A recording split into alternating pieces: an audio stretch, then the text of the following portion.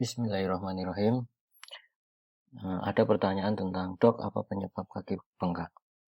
Apakah selalu berhubungan dengan asam urat?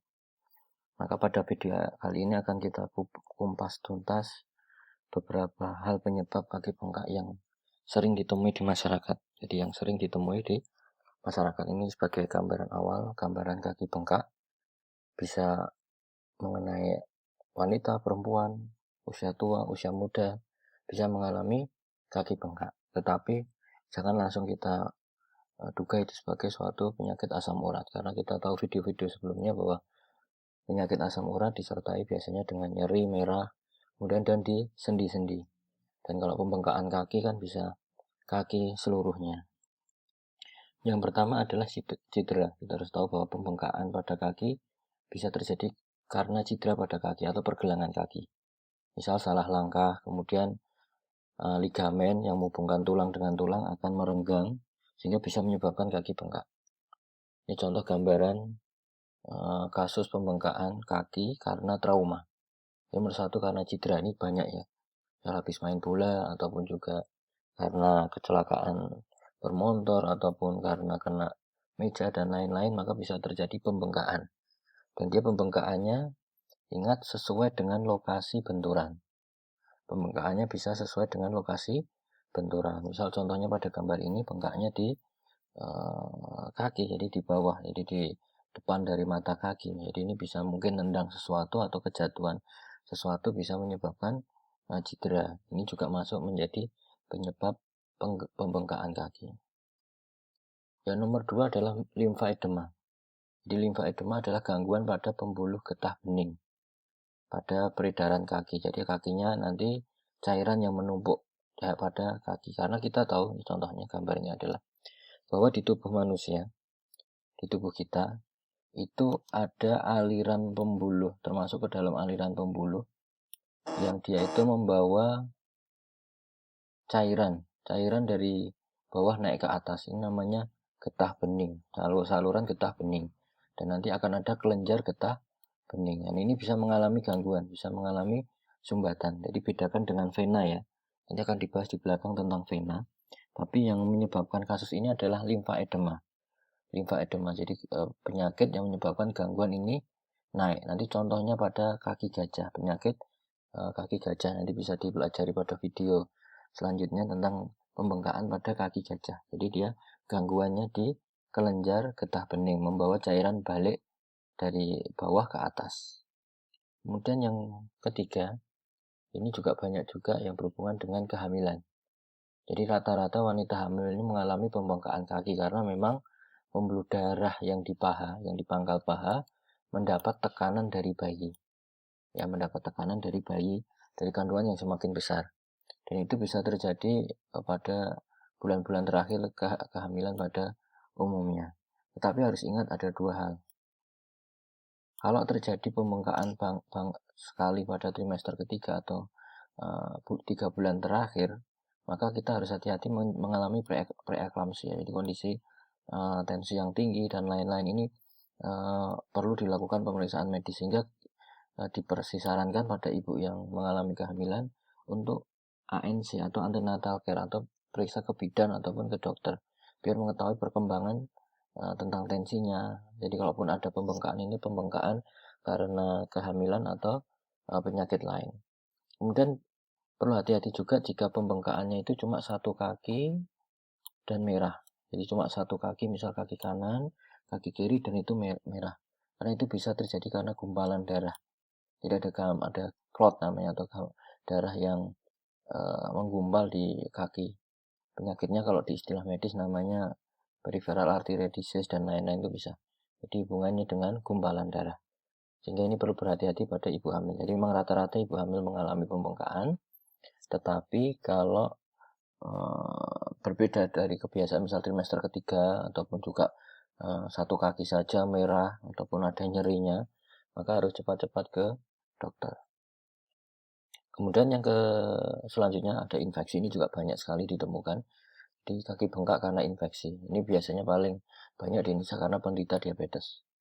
Kenapa penderita diabetes bisa mengalami infeksi mudah? Bisa dilihat video yang lain tentang berita diabetes infeksi, tapi intinya dia nanti akan berhubungan dengan masalah saraf pada kaki, namanya neuropati. Jadi harus berhati-hati karena memang pada orang diabetes mengalami masalah saraf pada kaki sehingga mudah lecet ataupun luka. Sehingga ketika ada luka, ada lecet, bisa bengkak. Ini contoh gambarnya. Jadi ada luka, kemudian ada pembengkakan. Sering mesti lihat di masyarakat seperti ini. Jadi pembengkakan karena infeksi yang biasanya disertai pada kasus-kasus diabetes. Kemudian pembengkuan darah. Ini pembengkuan darah juga bisa. Jadi pembengkuan darah di pembuluh darah pada kaki. Jadi pembengkuan darah beku bisa memicu kaki bengkak tadi yang disebutkan di kehamilan juga bisa. Ataupun ada orang yang tidak mengalami hamil bisa mengalami pembengkuan darah. Di darahnya harus lancar, dia mengental membengkuk. Itu harus cepat-cepat ditangani karena bisa menyebabkan matinya kaki. Ini harus segera ditangani. Jadi ini kasusnya biasanya mendadak, jadi akut mendadak. Kasusnya namanya akut.